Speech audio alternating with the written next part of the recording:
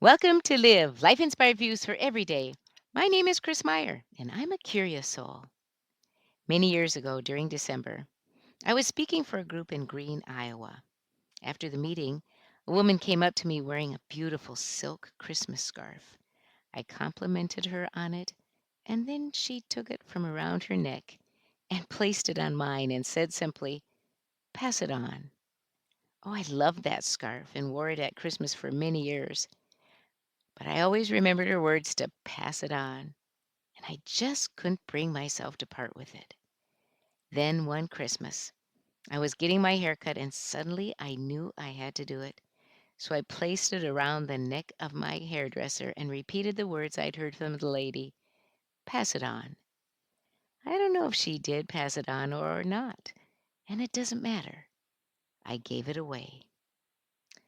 I gave it away. Those words remind me of my dad. One Thanksgiving in the 1980s, I was riding in the car with him when we started talking about the telescope he built from scratch. I asked him what happened to it. He said, gave that to someone. Who did I give it to? Oh, it struck me that someone most likely expressed interest in it, and Dad just gave it to the person. He saw an opportunity to give, and he gave. My husband was a major gift officer for two colleges, Waldorf University and Wartburg College. He told me that often when people were wondering how much they should give, he would tell them, "Give until it feels good." Wow. It is so true, though. But we just don't get the joy until we do the action of giving, which sometimes takes courage. And Frank said, "No one has ever become poor by giving." Think about that for a while. It should give us courage. Sometimes the most generous people are those with the least. Have you noticed that? Ask any restaurant server who is the most likely to give the largest tips. Our grandson Arva is one of our models for giving. He is willing to share anything. This 4-year old boy knows the joy of sharing, of giving to others just because it is the right thing to do. One of the most profound stories that I know on giving is about a monk who was walking down a path in the village when he spied a shiny object in the dirt. He picked it up, wiped it off, and knew he was holding a gem of great value. He put it in his satchel and continued walking. Soon he met a beggar who asked him for some bread as he was so hungry.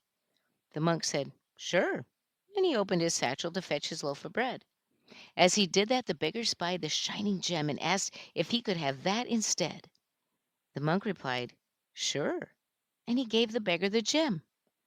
They parted, and in the afternoon the monk saw the beggar walking toward him, holding out the gem, intending to give it back. When they met, the monk asked, "What is it? Don't you want it any more?" The beggar replied, "No. What I want is whatever you have that allowed you to give it away so freely, for that is what is most precious." Hmm, like the telescope. That Thanksgiving with Dad long ago, I saw how precious it is to give so freely, and I never forgot it. Lessons from a monk and from my dad. Hmm. Things and gifts of money are wonderful to give away, but they are not the only thing. Your greatest thing to give is yourself. I just finished listening to a great book called Super Communicators: How to Unlock the Secret Language of Connection by Charles Duhigg. It was a pretty profound book on communication. What I love is his emphasis on the importance of relationships. As my dad always said, relationships are everything.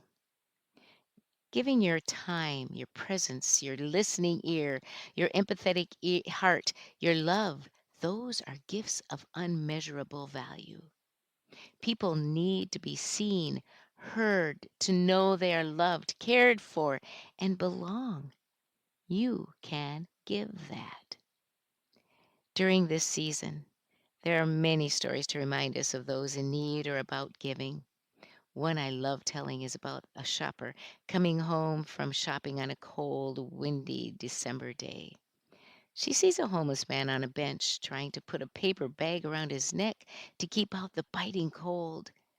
She felt helpless, thinking, it's real a pity, but really, what could she do?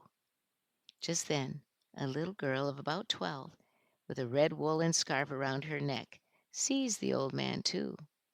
She walks up to him and takes the red woolen scarf from around her neck and gently places it around his. Then she slips away. The old man caresses the warm wool between his frozen fingers, and then the shopper creeps away, wishing it had been she who gave the red woolen scarf. There is always something we can give: a touch, a smile, a prayer, a kind word, or a red scarf. This week, on your bathroom mirror, write, I will give until it feels good.